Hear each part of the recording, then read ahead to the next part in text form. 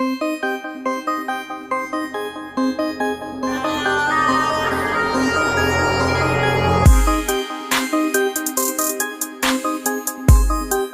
Hello दोस्तों, कैसे हो आप सब लोग। उम्मीद करता हूँ और आशा भी करता हूँ कि आप लोग बहुत अच्छे होंगे, खैरियत से होंगे माशाल्लाह। तो चलिए आपको मैं एक ऐसा देश दिखाऊंगा जहाँ पर खूबसूरती की तो मिसाल ही मिसाल, बहुत ही खूबसूरत है। और वहाँ पर अगर आप जाना चाहोगे घूमने के लिए तो तकरीबन 20,000, 30,000, 40,000 रुपये ले जाओ तो उधर तकरीबन हो जाएगा 1 लाख के ऊपर। तो आप आराम से इंजॉय कर सकते हो, खूब अच्छे से घूम सकते हो। दरअसल मैं तो अभी उधर ही हूँ और चलो मैं शेयर कराता हूँ आपको बर्मा की। बर्मा शहर देश तो आप जानते होंगे, बहुत ही खूबसूरत है और बहुत जल्दी इसको आज़ादी मिली है और बहुत ही खूबसूरत देश है। तो ज़्यादा टाइम ना ले, आपका भी टाइम कीमती है और मेरा तो है ही है, ऐसे है। तो चलिए शुरू करते हैं, ठीक है। अब मैं आपको मिलूंगा वीडियो के एंड में, ठीक है।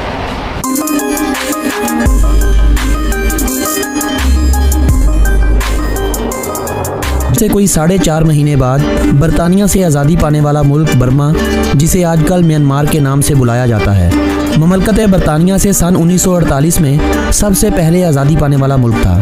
5.5 करोड़ लोगों की आबादी और 6,76,579 मरबा किलोमीटर रकबे के साथ ये मुल्क दुनिया में आबादी के हवाले से 26वें और रकबे के एतबार से 39वें नंबर पर।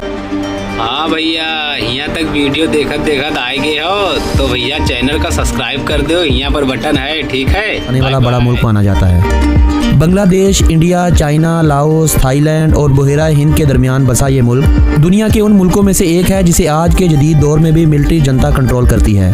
हजारों साल कदीम जिंदगी के आसार रखने वाला ये मुल्क आज भी इस कदर अंधेरे में है कि ये अपने ही मुल्क में रहने वाले रोहिंग्या मुसलमानों को अपना शहरी नहीं मानता। इस दुनिया ने हलाकू खान और मंगोलों के जुल्म की कहानियां तो सिर्फ किताबों से पढ़ी थी, लेकिन हकीकत में लोगों ने ये जुल्म रोहिंग्या के मुसलमानों पर होते भी देखा है। इस बात का चर्चा दुनिया में इसलिए नहीं होता क्योंकि यहाँ जुल्म सहने वाले मुसलमान हैं। हम YouTube पर कम्युनिटी गाइडलाइन को फॉलो करते हुए कोई भी ऐसा मवाद शेयर नहीं करेंगे कि जिससे हमारी इस आवाज़ को दबाया जा सके। इस वीडियो में आगे बढ़ने से कबल मैं आप दोस्तों से गुजारिश करूंगा कि अगर आप इस चैनल पर नए हैं तो इस चैनल को सब्सक्राइब कर लें, क्योंकि अब मालूमात और सैर सयाहत से भरपूर वीडियोज़ का एक ना ख़त्म होने वाला सिलसिला शुरू हो चुका है। ये ना हो आप ऐसी वीडियोज़ मिस कर दें जिससे आपके इल्म में इजाफा मुमकिन था। दोस्तों, बर्मा दुनिया के उन चंद मुल्कों में से एक है जिन्होंने अपना नाम तब्दील किया हुआ है। बर्मा का जो नाम अंग्रेजों के दौरे हुकूमत में बर्मीज लोगों की वजह से बर्मा पड़ गया था, साल 1989 में तब्दील करके म्यांमार कर दिया गया। शुरू में यूनाइटेड नेशन समेत दुनिया के कई मुल्कों ने इस नाम के बदलने पर एहतजाज किया। अमेरिका जैसे मुल्क ये समझते थे कि बर्मा की फौजी हुकूमत दरअसल अपने मुल्क का नाम बदलकर दुनिया की नज़रों में एक नए नाम और नए रूप से नजर आना चाहते हैं, ताकि दुनिया इनके रोहिंग्या मुसलमानों और अकलियतों पर किए गए मजालम को भूल जाए।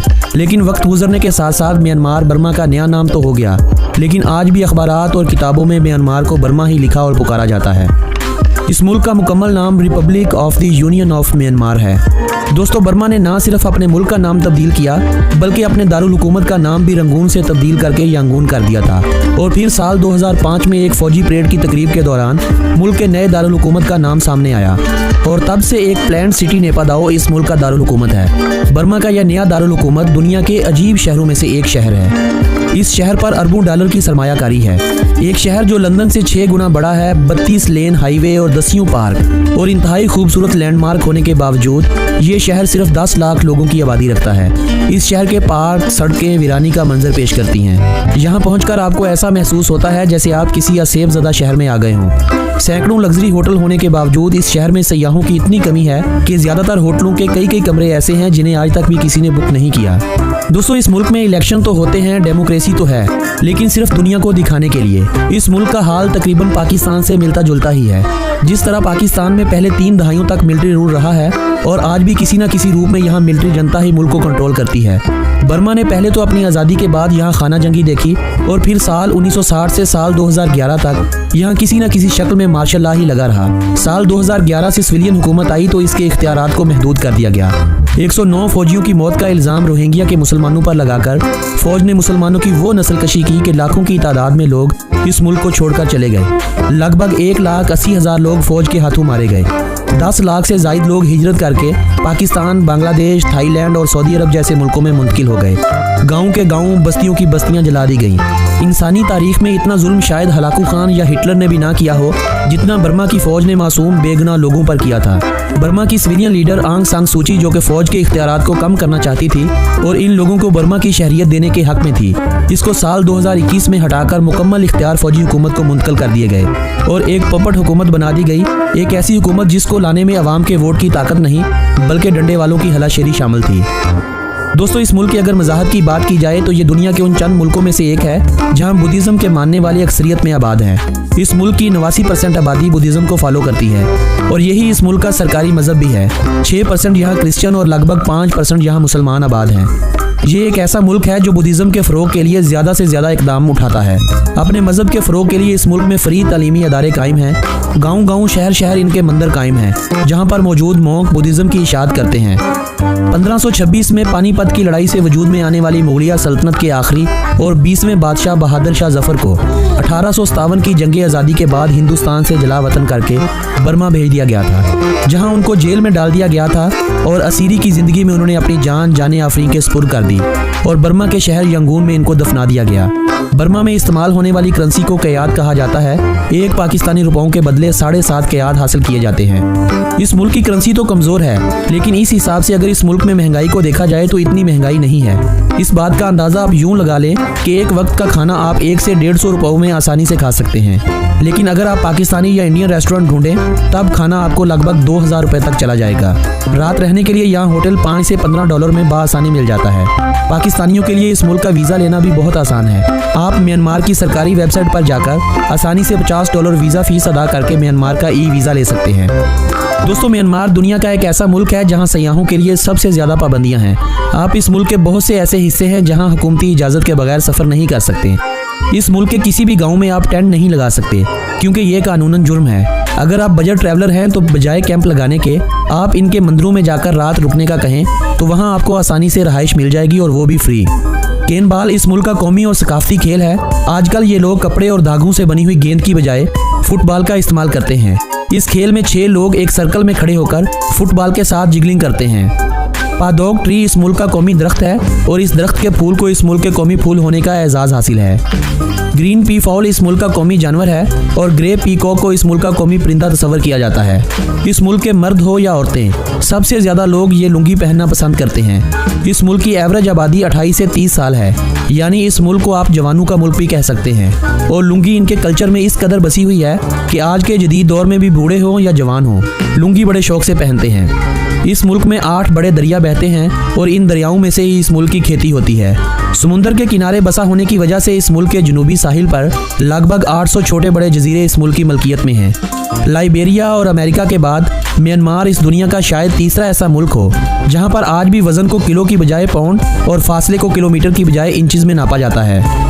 तरबूज, आम, आलू बुखारा, सेब, माल्टे, अंगूर और नारियल इस मुल्क में सबसे ज़्यादा पैदा होने और एक्सपोर्ट किए जाने वाले फल हैं। इनके अलावा ये मुल्क काजू, चाय और मसाला जात एक्सपोर्ट करके अपनी आमदनी में इजाफा करता है। इस मुल्क में एक तो हुकूमत नहीं है और दूसरा पाबंदियों की वजह से इस मुल्क में बड़े पैमाने पर मतलब पूरी वीडियो तुम लोग देख जा रहे हो। वाह भाई, बड़े अच्छे आदमी हो यार तुम सब जने हैं। तो फिर सब्सक्राइब कर दो, वीडियो को शेयर कर दो, कमेंट कर दो, चल दे। कारोबार करना बहुत मुश्किल है।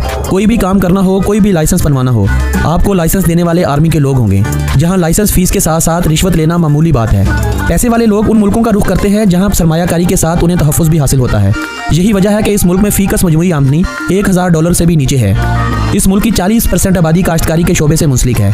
थाईलैंड, चाइना और लाओस इस मुल्क से अनाज इंपोर्ट करने वाले सबसे बड़े मुल्क हैं। काश्तकारी के बाद इस मुल्क की आमदनी में इजाफा करने वाली दूसरी बड़ी चीज़ है फिशिंग इंडस्ट्री। यहाँ के मछुआरे ना सिर्फ मुल्क की ज़रूरियात को पूरा करते हैं बल्कि फिशिंग का एक बड़ा हिस्सा दूसरे मुल्कों को भी एक्सपोर्ट किया जाता है। काश्तकारी में ये मुल्क सबसे ज़्यादा चावल, मकई, दालें, प्याज और मसाला जात की फ़रोख्त करता है। ये मुल्क दुनिया के उन मुल्कों में से एक है जिन्होंने दुनिया में सबसे पहले तेल और गैस की खोज की थी। यहाँ तक कि इस मुल्क ने पहली बार 1853 में क्रूड ऑयल बाहरी दुनिया को एक्सपोर्ट किया था और ये मुल्क आज भी थाईलैंड जैसे मुल्कों को गैस एक्सपोर्ट करता है। पूरी दुनिया में लड़कियां चूड़ियां अपने बाजुओं में पहनती हैं, लेकिन म्यांमार में इसके उल्ट चूड़ियां गर्दन में पहनी जाती हैं। इनकी औरतों का मानना है कि इससे औरत के हुस्न में इजाफा और कद लंबा होता है। कॉस्ट ऑफ लिविंग के हवाले से ये मुल्क दुनिया के सस्ते मुल्कों में से एक है, जहाँ पर एक घर में बिजली, गैस, पानी और सफाई का खर्च 30 से $40 के दरमियान में आता है। म्यांमार के लोग हर साल नए साल का आगाज वाटर फेस्टिवल के साथ करते हैं। इस रोज ना सिर्फ म्यांमार के लोग बल्कि दूसरे मुल्कों से भी आए लोग इस फेस्टिवल में हिस्सा लेने के लिए आते हैं। जब हर तरफ पानी ही पानी होता है, हुकूमती खर्चे पर यहाँ बड़े बड़े फव्वारे लगाए जाते हैं और हर किस्मी चीजों से इस फेस्टिवल में शिरकत की जाती है, चाहे किसी के पास पानी की बाल्टी हो या किसी के पास वाटर गन हो। इस मुल्क में लोगों की जीने की एवरेज उम्र 66 साल है, जबकि इस मुल्क में तालीम की शरह 92% है। म्यांमार घूमने के लिए एक बेहद खूबसूरत मुल्क है। यहाँ अगर आप फ्लाइट के खर्चे को निकाल दें तो इस मुल्क को $200 से $400 में लगभग 30 दिनों के लिए आप आसानी से घूम सकते हैं। एक साल के दौरान इस मुल्क में 20 लाख से ज्यादा लोग घूमने की गर्ज से आते हैं, जिनमें सबसे ज्यादा लोग चीन और थाईलैंड के होते हैं। पाकिस्तान की मिलिट्री के साथ इस मुल्क की मिलिट्री के ताल्लुकात काफी बेहतर हैं। पाकिस्तानी फौज के म्यांमार के साथ ताल्लुक आज के दौर से नहीं बल्कि 60 की दहाई से हैं, जब दोनों तरफ फौजी हुकूमतें कायम थीं और बांग्लादेश मशरकी पाकिस्तान के नाम से पहचाना जाता था। बांग्लादेश तो पाकिस्तान से टूट गया, लेकिन हमारी फौज के ताल्लुकात आज तक म्यांमार से ना टूट सके। दोस्तों, ये थी म्यांमार यानी बर्मा पर बनाई जाने वाली एक तफरीही लेकिन मालूमात से भरी हुई वीडियो। अगर ये वीडियो आप दोस्तों को पसंद आई हो तो इस वीडियो को अपने अजीजों अकारब के साथ व्हाट्सएप और फेसबुक वाल पर लाजमी शेयर कीजिएगा। इस वीडियो को लाइक करते हुए हमें अपनी राय से जरूर नवाजिएगा कि अगली वीडियो कौन से मुल्क पर बनाई जाए। आपसे मुलाकात होगी बहुत जल्द एक नए मुल्क की वीडियो के साथ। तब तक के लिए अपने इस दोस्त मोहम्मद नबील को दीजिएगा इजाजत। अल्लाह निगहबान।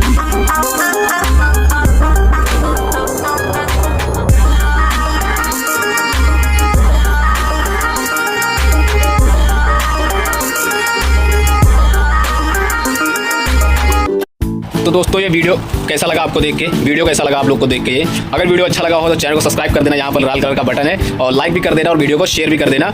और ऐसा ही अपना प्यार बनाते रहिए। और बहुत ही जल्द आपको फिर से एक दिखाऊंगा ब्लॉग, और आपकी ब्लॉग बनाऊंगा अपने जहाँ पर रह रहा हूँ उसी के आसपास का। तो बाकी आप बताइए। ये तो मैं अभी अपने जहाँ पर रहता हूँ उसी के पीछे आया हूँ आपको बताने के लिए कि मैं आया हूँ आपको बताने के लिए। हाँ, मैं आया हूँ आपको बताने के लिए, यही बताने के लिए मैं आया हूँ कि मैं आया हूँ आपको बताने के लिए। ठीक है, तो वीडियो कैसा लगा बताइए, कमेंट करिए। और हाँ, वीडियो देखने के बाद आप लोग चैनल सब्सक्राइब क्यों नहीं करते यार? बहुत भाई मलाल है मुझे आप लोगों से। तो प्लीज़ यार चैनल को सब्सक्राइब कर दिया करो। क्या जाएगा आपका? कुछ नहीं जाएगा कुछ नहीं, बल्कि और आएगा आपके पास। जैसे हमारा वीडियो आएगा वैसे ही नोटिफिकेशन आप फटाक से मेरे आपकी आ जाएगी आपके पास मेरी वीडियो की कि भाई नादिर साहब ब्लॉग का वीडियो आ चुका है, आप लोग देखें, एंजॉय करें अच्छे से। ठीक है, चलिए फिर सब्सक्राइब कर दीजिए फटाक से, यहाँ पर है। ठीक है, खुदा हाफिज़, बाय बाय, शब खैर।